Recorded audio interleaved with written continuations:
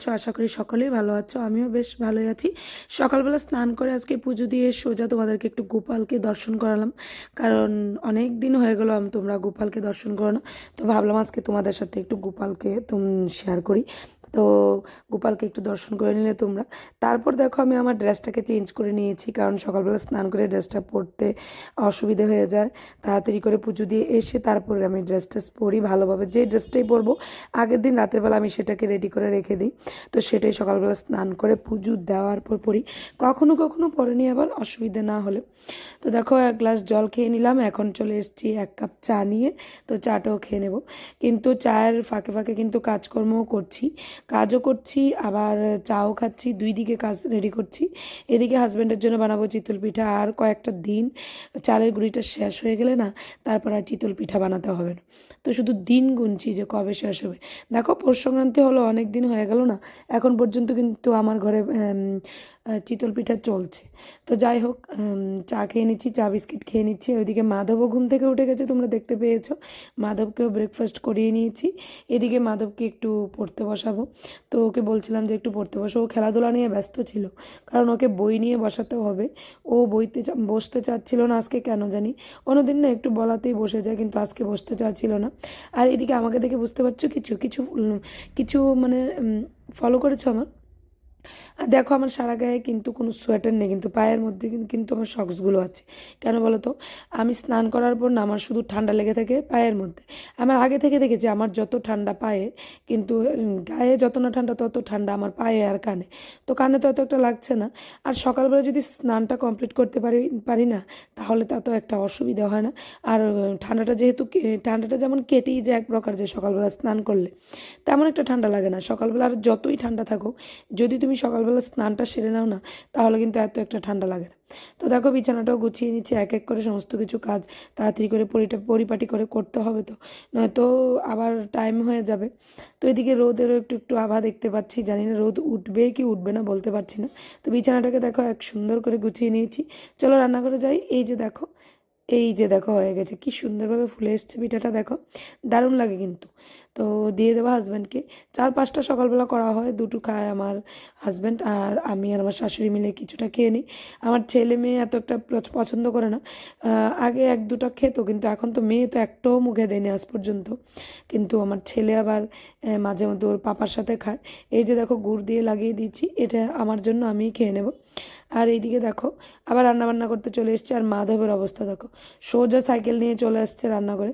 ওকে বারবার বলছি যে সাইকেলটা নিয়ে রান্না করে, এদিকে এত স্পিডে আসবি না। ও কি করে, বেডরুম থেকে এত একটা স্পিডে চলে আসে, সোজা রান্না করে উপরের দিকে উঠে যায়। এই যে দেখো যত বিপদ ডেকে আনছে। তো ওকে একটু দাঁড়াও, আগে শাসন না করলে ঠিক করবে না। আর এক্ষুনি যদি না শাসনটা করি না, তাহলে আর হবে না। তো ওকে যে বকাঝকা করেছি সেগুলো তোমাদের সাথে শেয়ার করে নিই।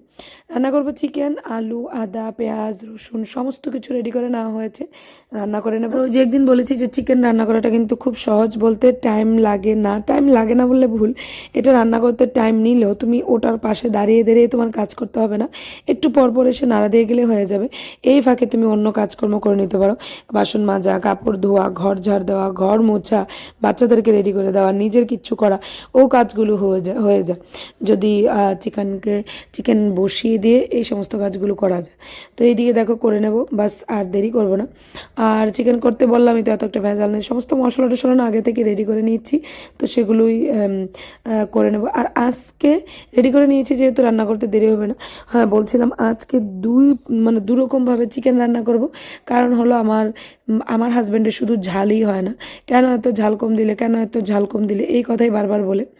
আর আমার ছেলে এত ঝাল দিয়ে খেতে পারে না, মেয়েও এত ঝাল দিয়ে খেতে পারে না, আমিও পারি না, আর শাশুড়ি তো পারেনি না।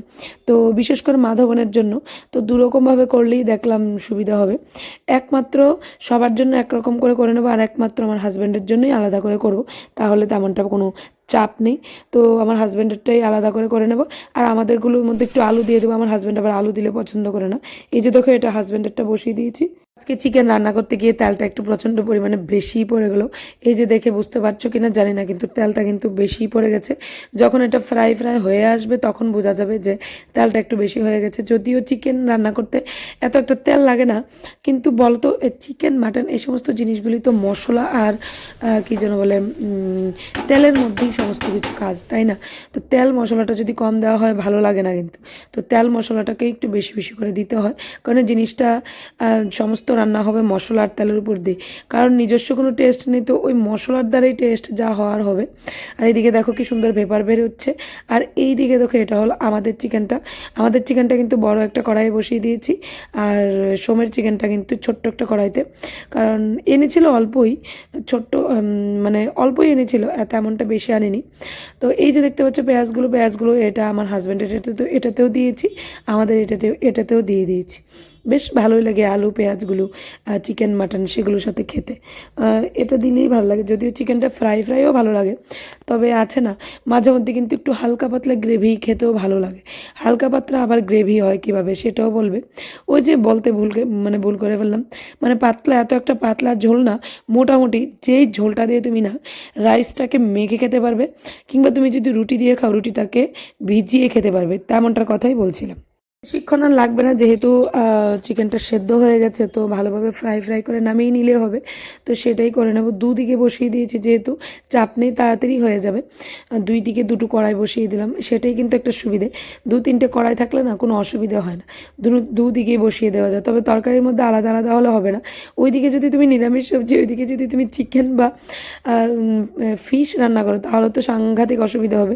এটা নাড়া দিয়ে তোমার খুন্তি ধরে এই হাত ধুতে হবে, তারপর আরেকটা খুন্তি দিয়ে ওইদিকে নাড়া দিতে হবে। তো সেই আর কি। তো আজকে একই রকম আইটেম সিস্টেমে রান্না করছি, এজন্যই দেরি হচ্ছে না, তাড়াতাড়ি হয়ে যাচ্ছে। আর তোমাদেরকে যে বলেছিলাম যে দেখো আমার হাজব্যান্ডের কড়াইটাতে তোমাদেরকে দেখিয়ে দিলাম, প্রচণ্ড পরিমাণে কিন্তু তেল পড়ে গেছে। আমাদের চিকেনটাতে কিন্তু এত একটা তেল পড়েনি দেখো, আর ওরটাতে দেখো তেলগুলি দেখতে পাচ্ছ কি সুন্দরভাবে বের হচ্ছে। দেখতে ভালো লাগে, কিন্তু এতটা তেল কিন্তু উচিত না, যদিও বিশেষ করে উচিত না আমার হাজব্যান্ডের জন্য তো একদমই না। তবু পড়ে গেল কি করবো বলো তো। আর আমার হাজব্যান্ড বলে চিকেন মাটন রান্না করলে না একটু সর্ষের তেল দিয়ে রান্না করতে। আর দেখবে সয়া তেলটা থেকেও আমাদের সর্ষের তেলটা কিন্তু একটু বেশি ভারী, একটু হেভি। তো এজন্যই বলছিলাম যে তেলটা না আন্দাজ করে দিতে পারিনি, পড়ে গেল বেশি।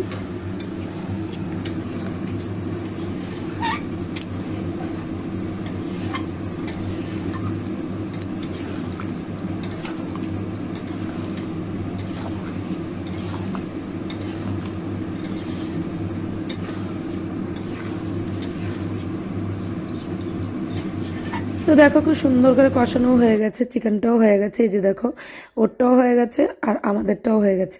আমাদেরটা একটা মানে বলের মধ্যে আমি শিফট করে নিয়েছি। আর দেখে বুঝতে পারছো ঝোলটা কিন্তু তেমন পাতলাও না, আমার মানে এত একটা ভারও না। এদিকে রান্না করা হয়েছে পালং শাক বেগুন দিয়ে, আর ডাল রান্না করা হয়েছে, সবজি দিয়ে ডাল রান্না করা হয়েছে। এটার মধ্যে কিন্তু টমেটো, সিম, বরবটি, ফুলকপি এই সমস্ত জিনিস দেওয়া হয়েছে। এগুলো দেওয়া হয়েছে ডালের মধ্যে সবজি দিয়ে খেতেও বেশ ভালো লাগে। তবে ডালের সবজিটা একটু কি বলে, একটু ডালটা একটু ঘন ঘন হতে হয়, তাহলে ভালো লাগে। তো রান্নাবান্না শেষ, এখন দেখো ঘরদোর ঝাড় দেওয়ার পালা। তো এক এক করে সমস্ত ঘরদোর ঝাড় দিয়ে নিচ্ছি। তো ঘরগুলো যদিও সকালবেলা ঝাড় দেওয়া হয়, তবু ঝাড় দিচ্ছি। আর ওইদিকে সাইকেল দেখতে পাচ্ছ মাধবনের টায়ার একদম মানে হাওয়া উড়ে গেছে, তো ওটাকে ওর বাবা আবার ঠিক করে দেবে। ওর পাপা দোকান থেকে এসে ঠিক করে দিলে তখন আবার ওইটা ঠিক হয়ে যাবে। আর আরেকটা কি বলতো, মাধবনের না সাইকেলটা যখন ঠিক করে দেওয়া হয়, ও এমনভাবে সাইকেল চালানো শুরু করে না, মানে সাংঘাতিকভাবে দৌড়াদৌড়ি শুরু করে। সারাদিন ও ঘরে এসে শুধু একটাই কাজ থাকে, সাইকেল চালানো, এই ঘর থেকে ওই ঘর, ওই ঘর থেকে সেই ঘর, এরকমই করতে থাকে। এসব করতে করতে ওর তাড়াতাড়ি মানে চাকার হাওয়া নষ্ট হয়ে যায়, হাওয়া উড়ে যায়। মানে এত প্রেশার দেয় সাইকেলটাতে, তো এটা তো হবেই, এত প্রেশার, প্রচণ্ড পরিমাণে সাইকেল চালায় যখন সাইকেলটাকে পায়। তো দেখো তোমাদের সাথে কথা বলতে বলতে আমার ঘর ঝাড় দেওয়া হয়ে গেছে সুন্দর করে। এখন ব্যালকনিটাকেও ঝাড় দিয়ে চলে গেলাম ছাদে। কাপড় চোপড় তো ধুয়ে দেওয়া হয়েছে, তো এগুলোকে মেলে দেওয়ার পালা। দেখো মেলে দিচ্ছি, আর বেলা হয়ে গেছে, এগুলো তো মনে হয় না আজকে শুকাবে, যদিও রৌদ্রের হিট তেমন তো নেই। আর এই যে দেখতে পাচ্ছ বলটা ছাদের মধ্যে, এটার মধ্যে কিন্তু চালের গুঁড়ি দিয়ে রেখেছি। এখন পর্যন্ত চালের গুঁড়ি আছে, কিন্তু ইচ্ছে নেই আর বানানোর। আছে যদিও একদম অল্প পরিমাণে আছে। এগুলো দিয়ে মনে করো এই যে ভাজা টাজা খাওয়া যায়, যে কোনো কিছু। বেগুন ভাজা করলে একটু মেখে নিলাম, মূলা ভাজা করলে মেখে নিলাম, বা কুমড়ি করলে একটু ভেজে নিলাম, এভাবে করে নেওয়া যায়। তো দেখো কাপড়গুলো কিন্তু অনেক কাপড়। কাপড় আমার একটা দিনও বাদ যায় না যে ধুয়ে দিতে পারি না বা কাপড় ধোয়া হয় না, প্রত্যেকটা দিন। এটা হলো সোনার খাবার, শাক আর চিকেনটা দিয়ে দিলাম, তো ওকে খাওয়াটা দিয়ে দেবো। ও বসে আছে কখন থেকে। ও দেখো চিকেন কম ঝোল আর আলুটাকে বেশি প্রেফার করে।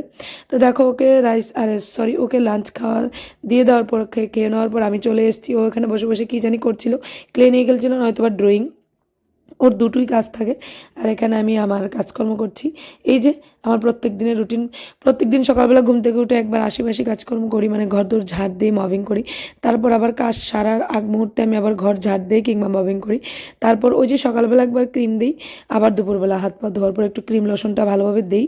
স্নান তো সেই সকালেই হয়ে গেছে, দেখে বুঝতেই পারছো ক্রিম লোশন দিয়ে নিচ্ছি। তো এটা আমার প্রত্যেক দিনের রুটিন হয়ে থাকে। এটাও আমি একটা কাজের মধ্যেই রাখি, এটাও আমার একটা কাজ। এটার জন্য আমি টাইম আলাদা করে বার করে নিই, নয়তো হয় না। স্কিন কেয়ার যদি না করি তাহলে কি হয়। তারপর দেখো কিছু কাপড় চোপড় আছে, আর এই চেয়ারটা কিন্তু গ্যাদার্ড হয়ে গেছে যখন থেকে শীতকাল এসছে। তো এই চেয়ারের মধ্যে কাপড় চোপড় গুছিয়ে রাখছি। এত জামা কাপড় শীতকালীন, মানে সাংঘাতিক জামা কাপড়। তো সমস্ত কিছু গুছিয়ে সুন্দর করে গুছিয়ে নেব, বাস গুছিয়ে নিচ্ছি দেখো এক এক করে। তো দুপুরবেলা আর কিছু আর শ্যুট করিনি, কাজকর্ম করার পর বাস ঘুমিয়ে গেছি। চুপ করো না। সন্ধ্যা পূজা দেওয়া শেষ। এখন কি করবো, এখন চাটা খাবো। আর আমাদের বাড়ি দুই পণ্ডিত পড়তে বসেছে নিজে নিজে, কত যে ঝগড়া লাগছে দেখছো তুমি, দেখো তুমি। এই দেখো ছোট পণ্ডিত আর বড় পণ্ডিত দুইজন এই যে বসে আছে, বসে বসে পড়ছে। সো গাইজ এখন যাবো চা করতে, কারণ বেজে গেছে 5:45। তো এখন চা করবো, চা খাওয়ার টাইম, ইটস টি টাইম, সন্ধ্যাবেলা টি টাইম।